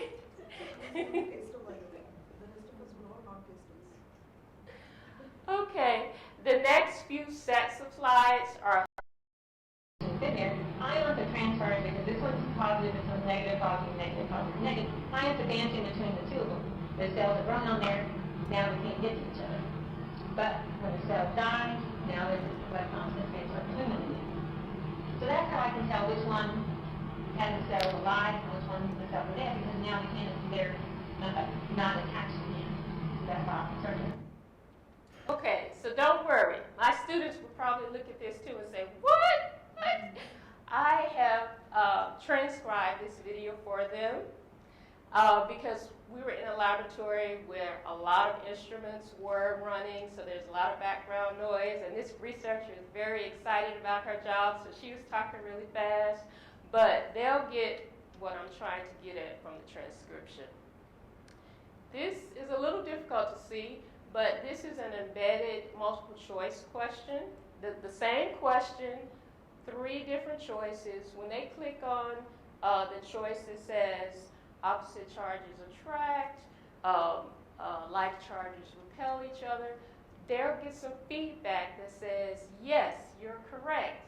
And this is one of the reasons why you need to memorize a lot of detailed information and definitions about ions and cations and information on the periodic table, etc. So this particular hook and any number of the prompts that go with it could be used in a biology, chemistry, physics class, or in a metabolism or electrolyte section of A&P. Now, your turn.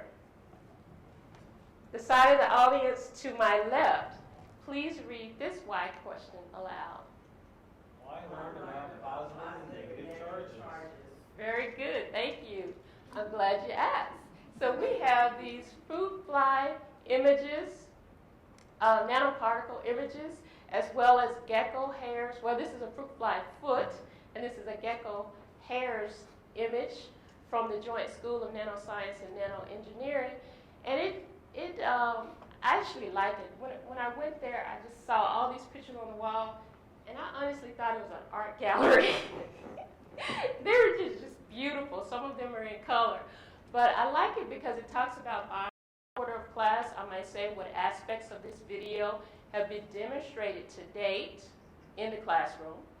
Can you see yourself utilizing any of the things later on in the classroom that are in this video? And how does what you heard or saw relate to our learning environment in the classroom? So because I use Houtagogy as an adult learning strategy, I have to not only do academic content information, but I also have to incorporate the soft skills and the community building, the collaboration, etc. So this video demonstrates some of those aspects.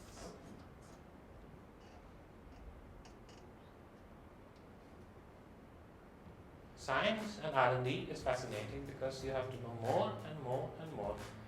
And that is what keeps you going on and taking.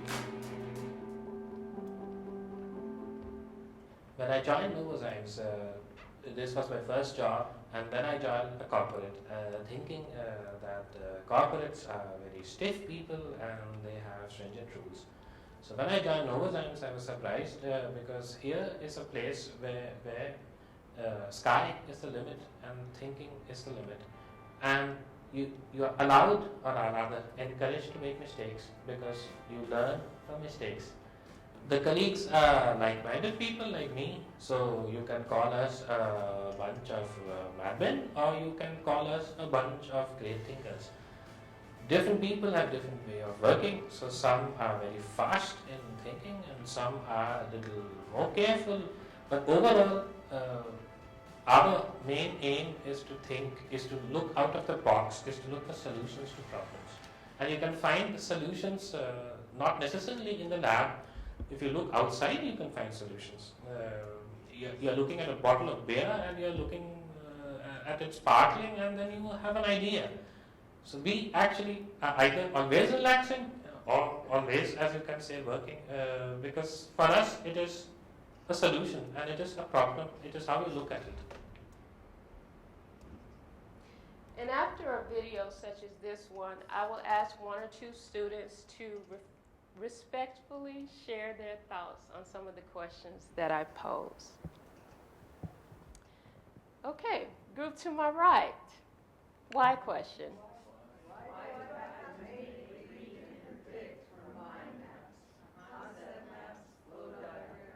Very good. So this is a pancreas physiology mind map.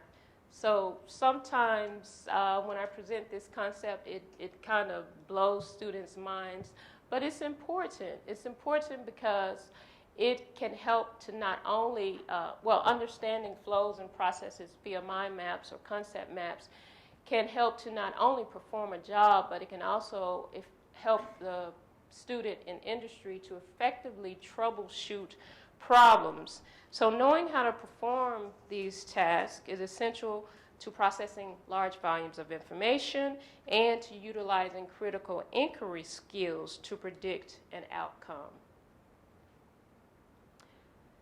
So why memorize so much? Memorizing a strong foundation of details and facts in anatomy and physiology, it patients have many times hemorrhage complication. When you realize that 75% of the world's population is undiagnosed, untreated, or undertreated, we have to do something about that. Biogen has stepped up, along with SOBI, and committed to 1 billion international units of therapy to be delivered into the developing world. Up to 500 million international units of this product has been committed to the WFH so that they can distribute it into the developing world. The size of this donation is larger in magnitude than any other humanitarian aid donation program in hemophilia that has ever existed. This is the step to getting people that level of confidence that they're going to get predictable supply. This is that step to changing care for these patients. Now we're really affecting hemophilia around the globe. It's now families and children and adults all around the globe that are going to benefit from real change. I see this program as the roadmap to leading us to that ultimate goal of treatment for all, to close the gap between those who get treatment and those who don't. It means for me to see the next generation without joint disability. And that means joy. That means a stronger community, stronger people. That means if death closes my eyes, I'll go to my grave fulfilled. That is what it means to me. With now more donations coming to the Federation, we simply tell the treater, treat this patient the way he should be. Don't worry about tomorrow. Leave tomorrow to us.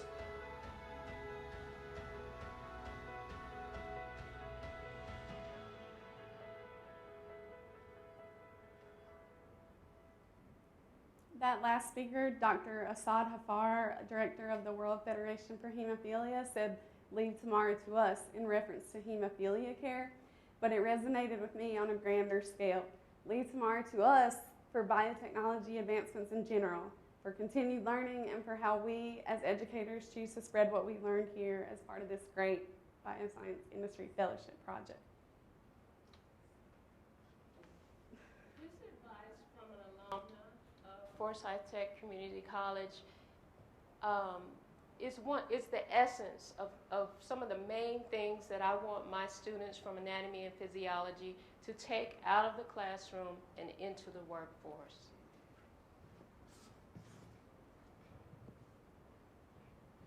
My name is Michael Welsh, and I had the opportunity to speak to the Bioscience Industry Fellowship Project Group this morning, and what I shared with them, I'd like to share with you too.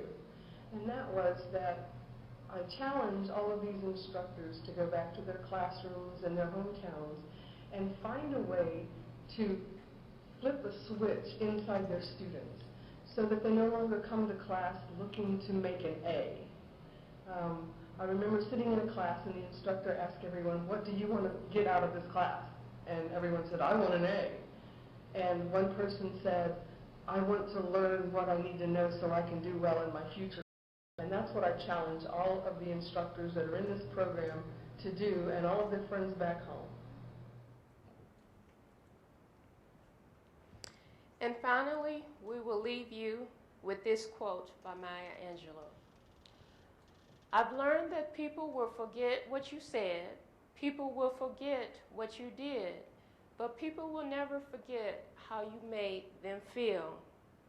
This immersion fellowship is about reinforcing and building upon what we know and taking a strong positive note back to our schools.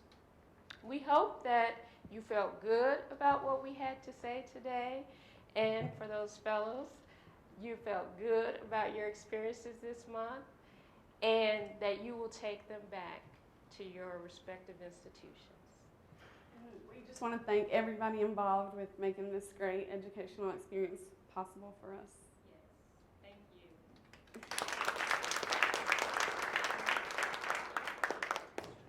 Any questions?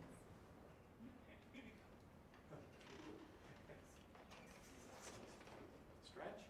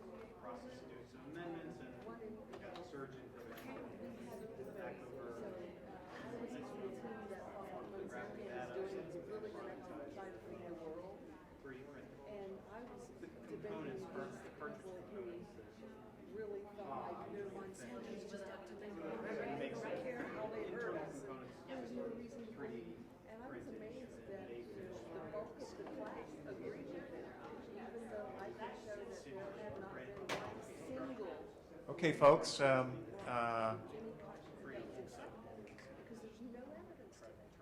last presentation.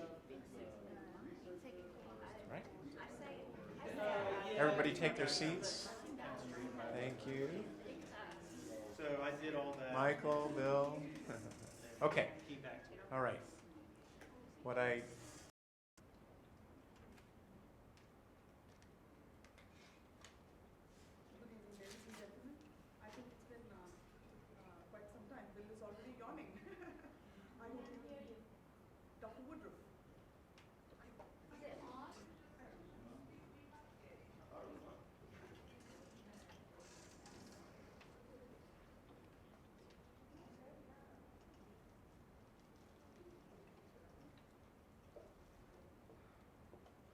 light is on. Is it okay? Okay, you can hear me now. Yeah, right. Good evening, ladies and gentlemen. You've been listening to so much over the past few hours. I hope you can hold up to whatever I need to summarize about this BIFP program. And at the outset, I would like to place on record my sincere gratitude to Dr. Russell Reed, who I was fortunate enough to meet during his India visit earlier this year. And he extended this invitation to me to come over to be an observer on the BIFP program. And on behalf of the principal of Kittle Science College and on behalf of the Basil Mission Higher Education Center, of which I am associated with, and on behalf of the Government of Karnataka, the Department of Higher Education, and the Government of India, I would like to thank Dr. Russell Reed and all the organizations that are associated, in particular the National Science Foundation, which has funded this program to its grand success. Well, what have I observed being a participant in the BIFP program? I have just put it into these 5 points. The first one is that the program encompasses novel advances in biosciences. It laid the premise for skill development in students with appropriate applications by the employment of tools and techniques. The program was a step aside from classical biology. I will tell you what I mean by that. It had for bridging disciplines, and the most important part of the BIFP program was the well-planned boot camps that we went through.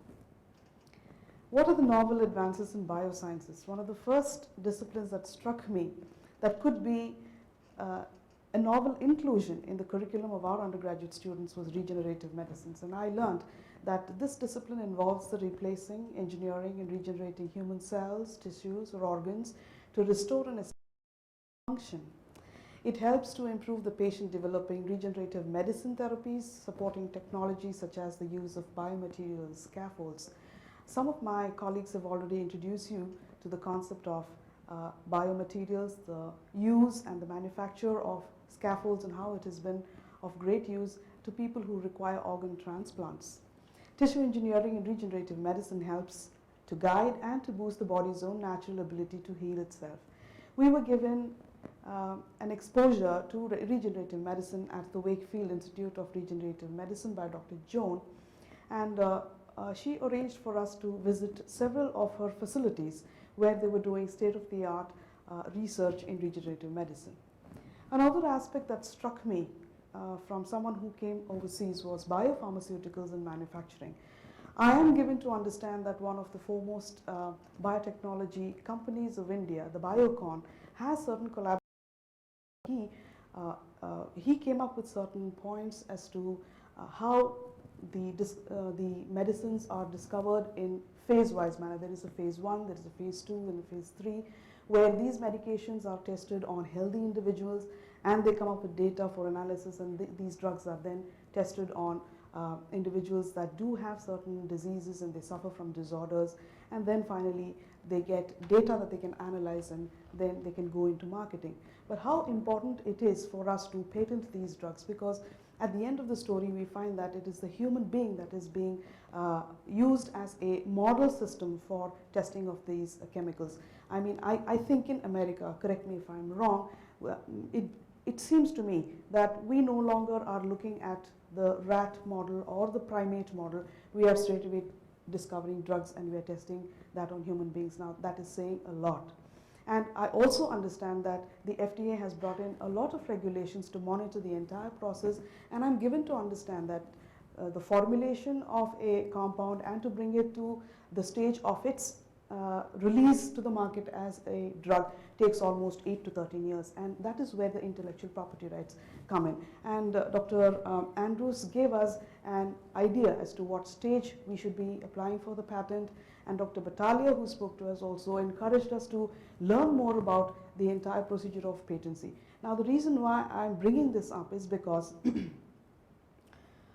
Ayurveda is a medical is a form of medicine, is a practice of medicine in India, where we have the saints, the sages, go into the forests and they bring in herbs, they bring in leaves, They bring in the roots of plants, and they have their own concoctions that they make. We do not know what is the concentrations at which these products are made. This is an oral kind of what shall I say, a medical knowledge that is passed on from one generation to another by the saints. So we use several products such as the sandalwood, we use turmeric, we use the fenugreek, we use cumin seeds in Ayurveda. There is nothing like a chemical formulation. And this is where I found that my country lost out on its patency because we didn't know what patency was all about, what it is to apply for a patent. That is the reason why many of our products that are used in native medical formulations have been patented by somebody else. And this is one thing I learned, that when you are on the road to discovering a medical formulation, a drug or a chemical compound which you think has the potential to cure disease or to treat a disease, it is important for you to also know at which stage you need to go in for the application of patency. And I'm going to take this back to my country. Medical chemistry was another area that was very appealing, and I learned that it is to do with invention, discovery, design, identification and preparation of biologically active compounds, to study their metabolism and the interpretation of their mode of action at the molecular level, and the construction of structure-activity relationships. Now, at the Bright Institution, we visited a laboratory where Mr. Chris Lauderman was looking at a formulation, an organic formulation that he had come up with called GANT61. Now he is looking at what is the effect of this particular formulation during embryonic development. This was very appealing to me because my nucleases, also known as molecular scissors. Now Dr. Christopher Parada at the Wakefield, the W firm, that is Wakefield Institute of Regenerative Medicine, once again, he discussed with us, he told us about the 3 strategies of gene therapy. He encapsulated the somatic cell gene therapy of the ex vivo type, the in situ type, and the in vivo type. Now, I will not go into too much of details into this, but yes, we did learn that gene therapy happens at different levels.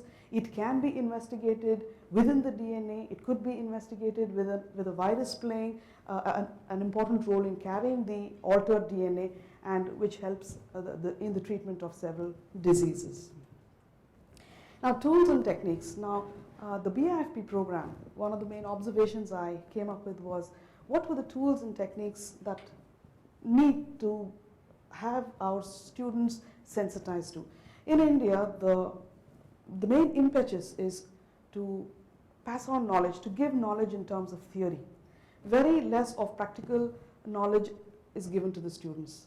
And I got an idea as to how important it is for us to know the theory part of a particular concept, and how important it is for us to also be practically able and practically to learn how to work with instruments, learn the techniques, and be strong with your foundation, with the content that you have learned.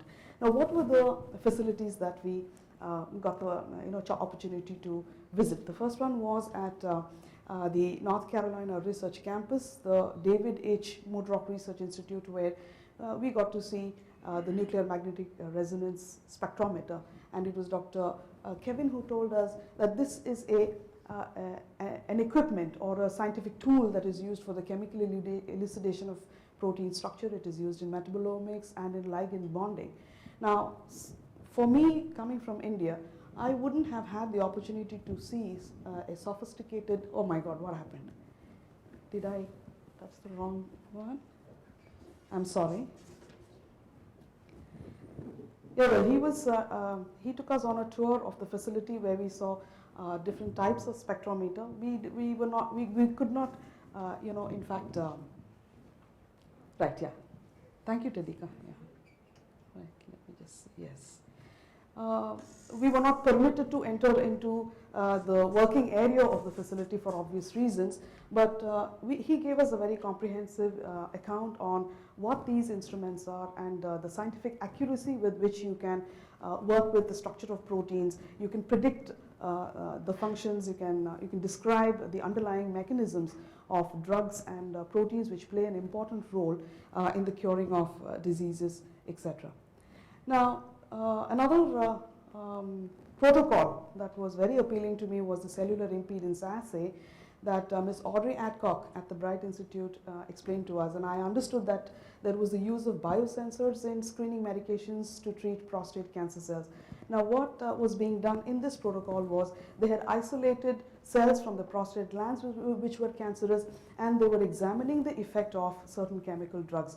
Now we know the line of treatment for cancer patients is to go with surgery followed by radiation, and then they are put into different types and different cycles of chemo with the inclusion of high throughput screening using biomechanics and robotics. Okay, and this technique is used in colorimetric assay, time resolved radioactive assay, luminescence assay, and digital dispensation ensures the analysis of samples in as small quantities as picoliters. Now when you're doing sampling studies, it is very difficult for us to work with small quantities. With automation, we can work with very small quantities and come out with highly accurate results. And these machines are built to such precision that you can almost work with large population of cell, like how we saw the case study that we got to see was sickle cell anemia cells that were used as a experimental model. So there was a device. This is the one. Yes. I couldn't get a better picture, but this is a device that has a dispenser attached to the ceiling of the instrument where several samples can be examined at one time. You know, so what is the importance of such a technique? It only helps us to analyze several samples and do it accurately. And that is a picture of Mr. Brent Callahan at Bright, who took us through digital automation. In sequence to digital automation, we learned about high content imaging. Now this was another new technique, I believe, that helps us to analyze our results. Now what happens after you complete an experiment and you have the data? How are you going to analyze it? Now a procedure that you can use is high content imaging. What is high content imaging? It is the use of automated microscopes that capture events, that photograph events in each cell placed in observation in a 96 well plate.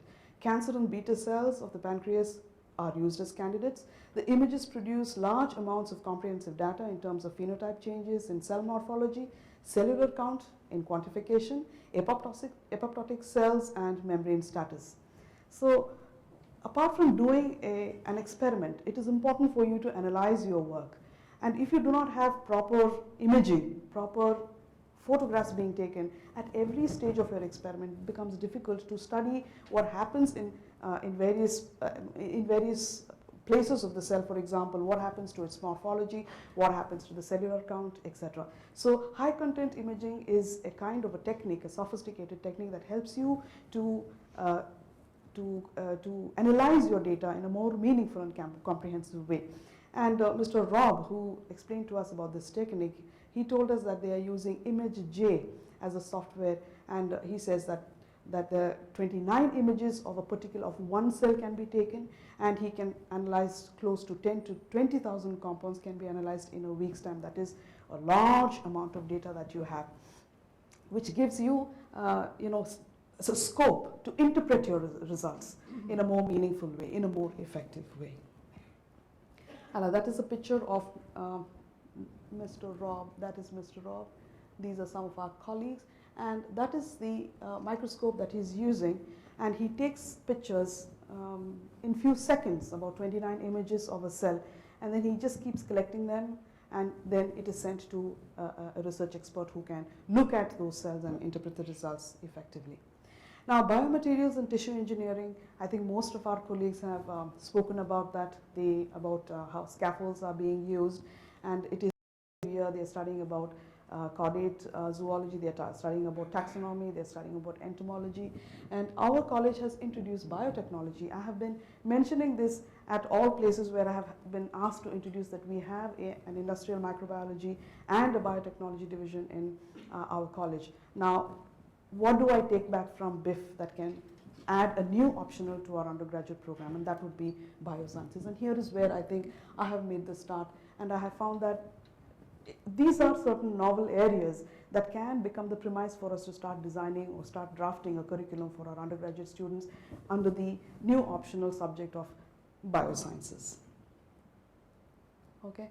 Now, bridging disciplines, this is a new technique in which one can teach classes, and I would call it a new pedagogy methodology, where you could couple two disciplines. Now, what exactly happened in one of our boot camps was that we used the PCR technique, the polymerase chain reaction technique, to and gel electrophoresis, as to find out who are the tasters and the non-tasters. And if I'm not mistaken, I think Denise is the only taster. The rest of us are all non-tasters. But there is a genetic Denise, the BIFP fellow, not you, madam. So what I got to understand was that when you conduct an experiment in a biotechnology class, you could also add the genetic elements to it to find out what are the genes that play an important role in making a person a taster or a non-taster. What are the genes? Dr. Boko also brought it up in her presentation. We were speaking of dominant genes and recessive genes, and when they are in their homozygous condition, you get a taster, and when they are in their recessive status, you get a non-taster. So you could couple, you could add on, you could like value add in your practicals by combining biochemistry with genetics. And I have a handout with me if anybody wants to see. Can you hear me? Yeah? Okay. Right, I'm sorry about that. No.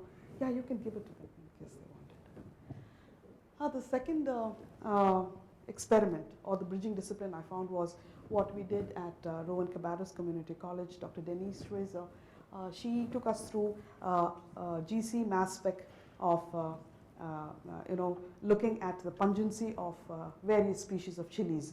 And as she began giving us the samples, I began looking at the samples to see if there was an Indian species to it.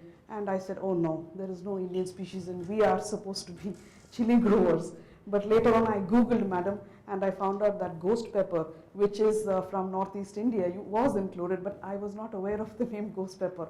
It is Boot jalakia, I think that is how you know it. So this was something that gave me an idea of how I could incorporate this biotechnology technique into my practical and get the students to bring different samples of chilies from all parts of India. And the second handout that I'm giving just shows that there are more than 10 to 14 species of Indian chilies, and we could devise an experiment, something like this, for our students. Now, one of the most interesting observations that I made was to do with boot camps. Now, these are I didn't know what a boot camp meant, and then several times in my BIFP class, I had to face these new terminologies, which she was very approachable, and she took interest with each one of us.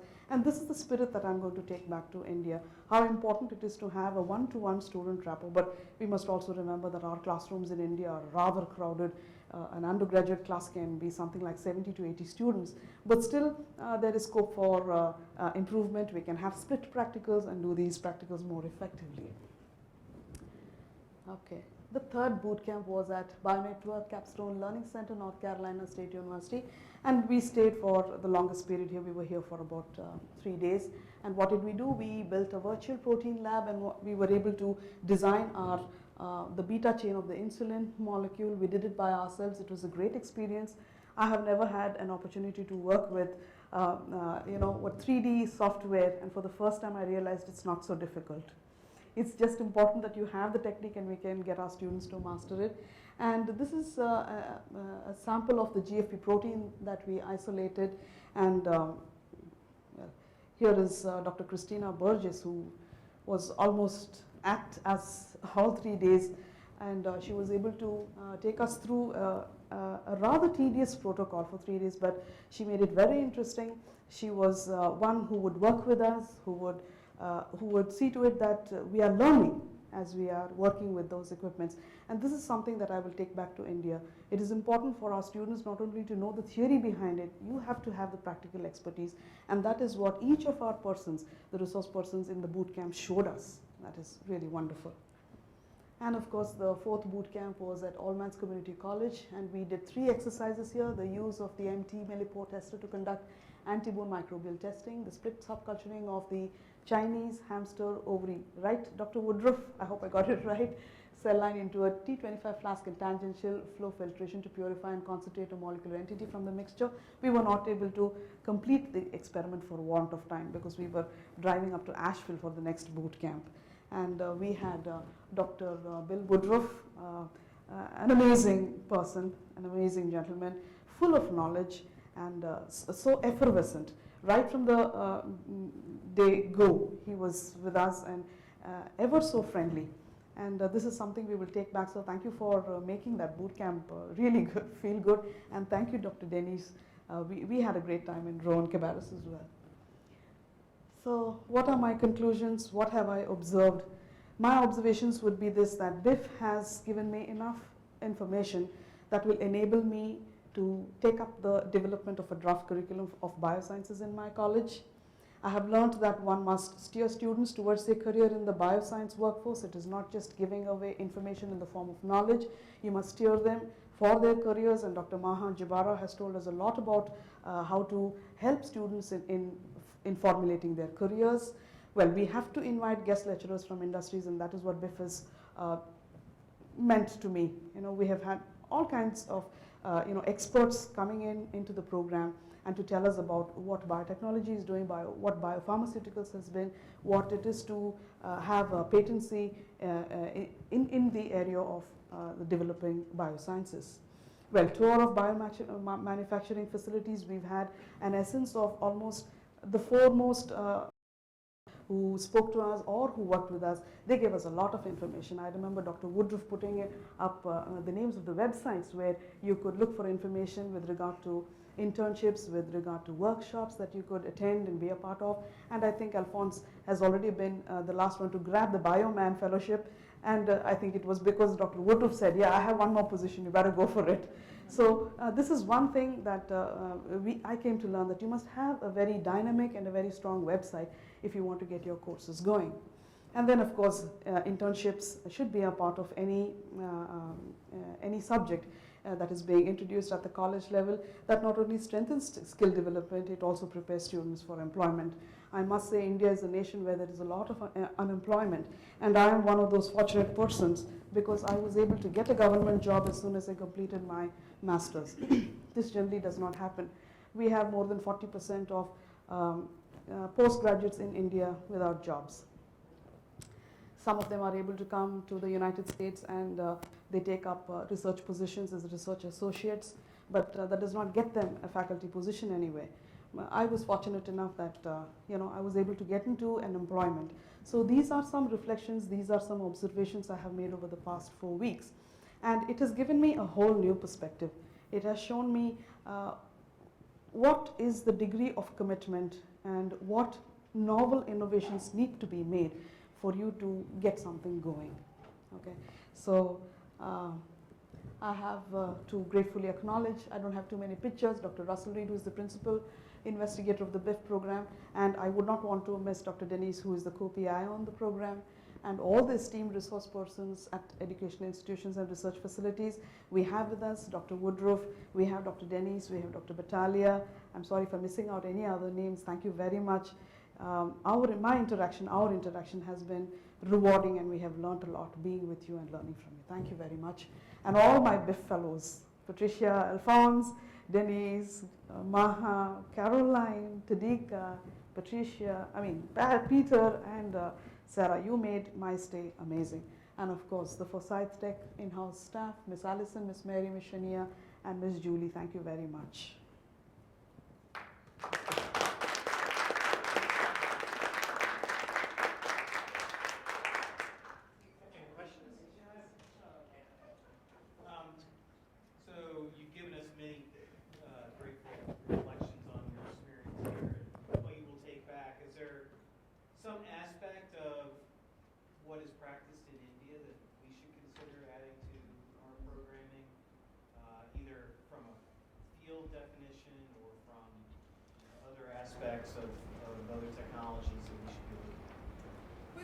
India is a storehouse of information, Ours is a highly traditional society. We follow a lot of cultural practices. We still go back to nature for our resources. but we do not know how to, harness the potential, if I can say so, Dr. Batalia. So, because I am basically from the science discipline, and I have worked in a typical science laboratory, that is how I see it. When we, especially when I was with Dr. Denise.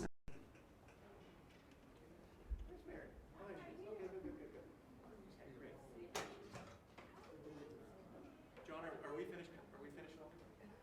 Are we still filming? Still rolling. Still rolling? On behalf of the National Science and Education Group, I want to thank the fellows. I want to thank all the sponsors, and I want to thank the mentors for all their hard work for putting the BIFP together. It wouldn't have happened without the funding from the National Science Foundation. The ATE is great. Bill and I and others in this room have worked with the ATE for years, and I can't say more about the collaboration that we have with them. So let's give them a big applause, and maybe actually they might even be watching on the live link. So give them a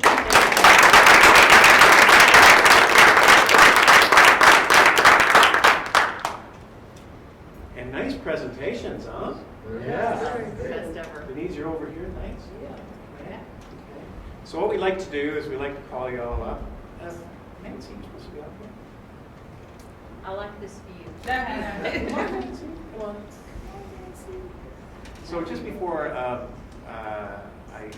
do what I want to do, Anu summed up the whole process really nicely.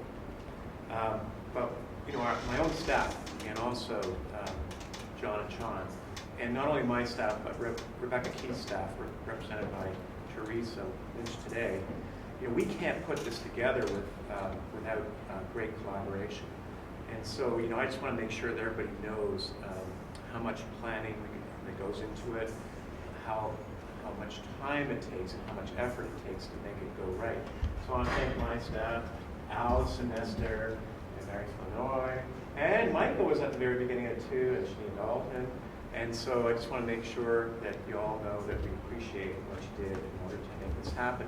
And Teresa Lynch, who is sitting down there, should be up here. And of course, John and Sean in the back. So have I forgotten anything? Okay. And I always want to come back and thank Denise because, this is a collaboration between colleges. And Denise always helps us. She represents us as well at the PI conference in the fall. And so I think it's a great collaboration. And were you here? You did hear that we got another year. I did hear it. Yeah. Yes. Great. Yes. Okay, Let good. me say one thing though. Yeah, please, go ahead. I want to thank the fellows Yeah. particularly too, because you've been such an inspiration for me personally, and I think for the rest of the team as well. I'm really anxious. It's only June, but I am anxious to get back in the classroom and try some of the things that you have shared with us today. So from me to all of you, thank you very much. So here we go. Denise, this is the fun part. Allison, come on over here. Okay. So we're going to call you all up because we've got diplomas for you and things. So we're going to make sure, because a little bit more complicated this year, the good people at the Capstone Center have sent up diplomas.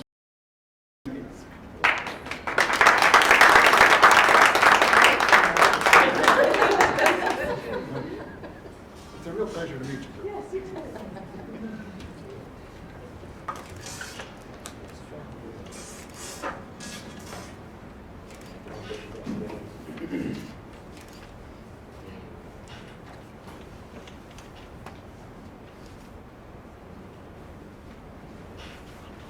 I knew.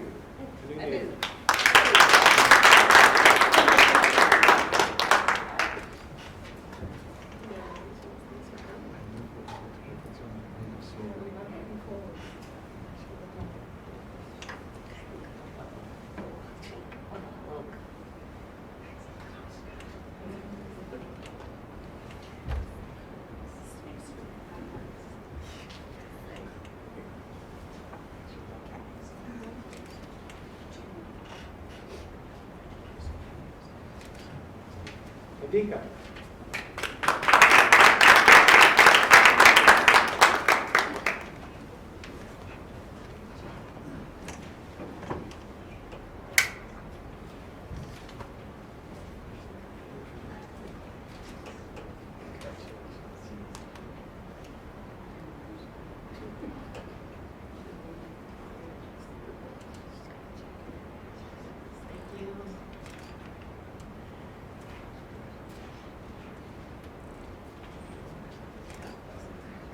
Sarah Johnson.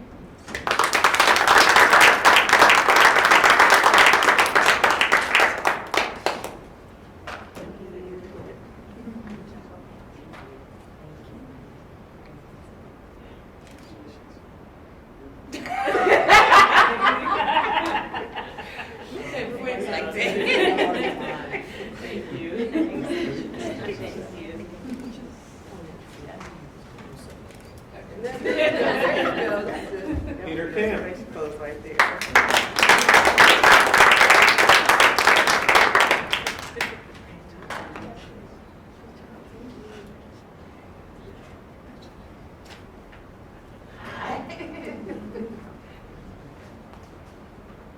All right, neighbor. Thanks. We get.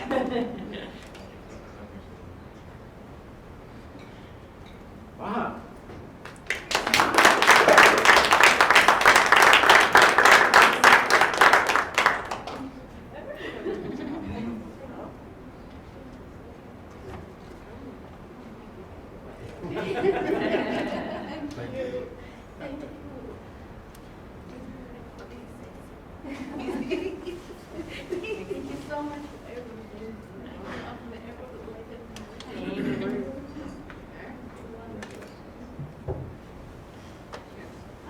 Alphonse Mendy.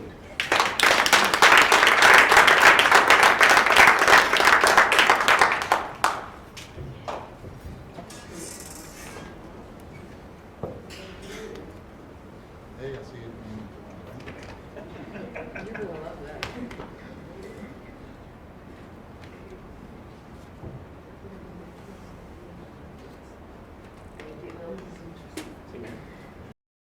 Yes, I love it as much as I started this 45 years ago, and I love it as much today.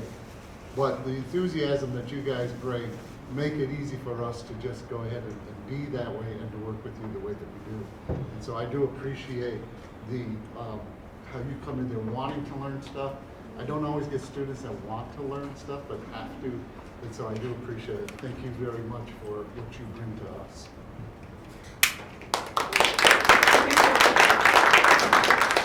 Well, I would just like to add that from the industry side of it, looking back at you guys, you know, what you instill in your students benefits us. So if in your home areas you have, you know, kind of a roadblock about getting industry to participate with you and do internships or whatever it is, just keep that in mind. And when you approach them, think about it from their side. What am I going to give to them? And then speak to that as if you were applying for a job. That's the way you would go about it, right? You would be the answer to all their needs. Well, that's the way I think you should probably approach industry too when you're trying to make contacts and network with them, is because you're training their future employees. So what is it that they need? That's what I want to put into these future employees. So I appreciate all your enthusiasm too. And thanks for participating, even those of you that came from a long ways off.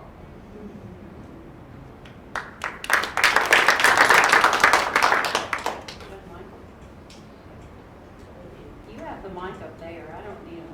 Nancy, come on. Go ahead, Nancy. No, I'll just, thank you. You need a mic, Nancy. Come on. Oh. It's being recorded. Nancy. Yes, yes. It's on. It's on. Anyone have any karaoke? I think that the word that comes to mind for me is you all are inspiring. And what you do matters as educators. And thank you for your enthusiasm and desire to learn more about biotechnology and the societal and economic benefits of it. Because I believe that what was learned here is just going to cross-pollinate over continents and to create opportunities for folks who never realized that they could play an important role on the hope that these new technologies bring. So that's all. Thank you.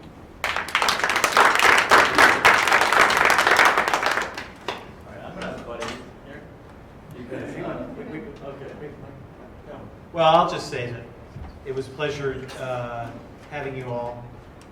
Consider yourselves part of a BIFP network now. We welcome LinkedIn and always welcome any further questions, comments, dialogue you have, because this shouldn't end today after a month. It should continue for the rest of your careers. So please feel free and think of this as a family. Before Peter interjects, I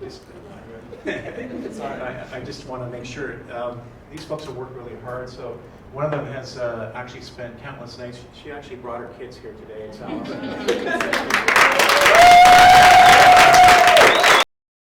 Is it working? Okay. All right. So we had a great experience this month, and so as kind of a token of our appreciation, what the fellows have done is that we kind of pulled together some money and we got you guys a gift. You know, we were talking about gift cards, but we wanted to get you guys a little bit something more meaningful and a little bit more memorable. And so, Russ, we have one for the Winston team.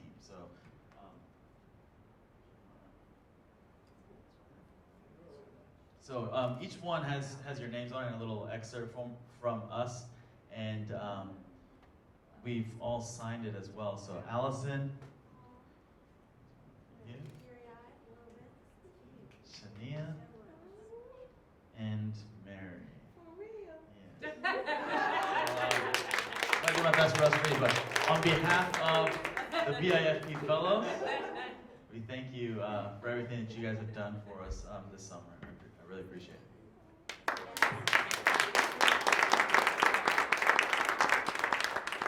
Have a second hug later. Get a second hug later.